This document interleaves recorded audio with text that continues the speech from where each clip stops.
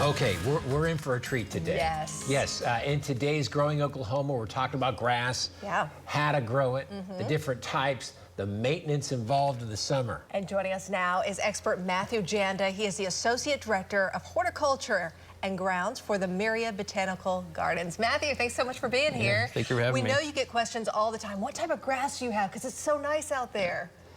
So we have an 1.5 acres of Bermuda and an 1.5 acres of fescue. And we have 3 different types of Bermuda, which is Patriot, Northbridge, and Tahoma, which Tahoma is the newest hybrid of Bermuda.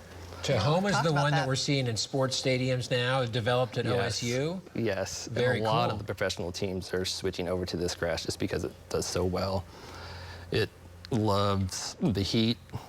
Water requirements are pretty low. Nice. And it withstands like the heavy foot traffic. With Bermuda, sometimes I feel like it's a little crunchy. Like, what's the softest of the Bermuda that you guys have had? I think the Tahoma and Northbridge are like a finer textured Bermuda. Okay. So, and one of the things that we do in particular is that every spring we aerate and top dress with compost. And I think adding that organic layer to the top kind of like really softens everything up.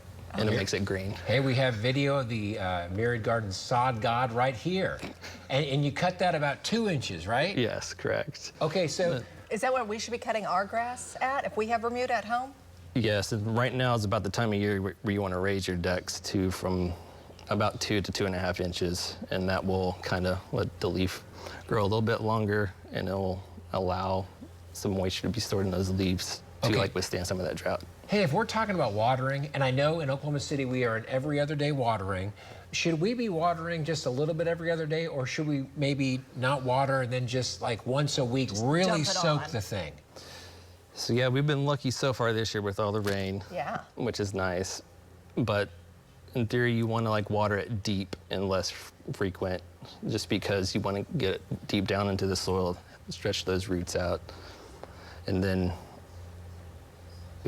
you make them kind of fish for water kind of thing, right? It's a hard mindset to change to do that. The more frequent you water, the shallower it is, and like the roots just kind of go sideways rather than down. Okay. You mentioned topsoil and aerating. Talk to us about those 2 things and what we should be doing.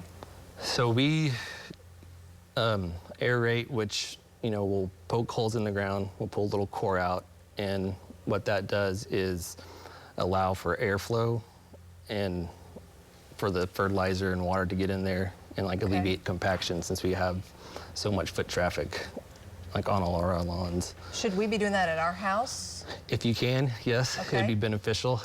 Like we do it once a year just because of our schedule of events, but you can do it pretty much any time like throughout the summer, from like April to like, I wouldn't do it past August, but while it's actively growing. If we want to kill some weeds, is it too late in the season for the weed killer?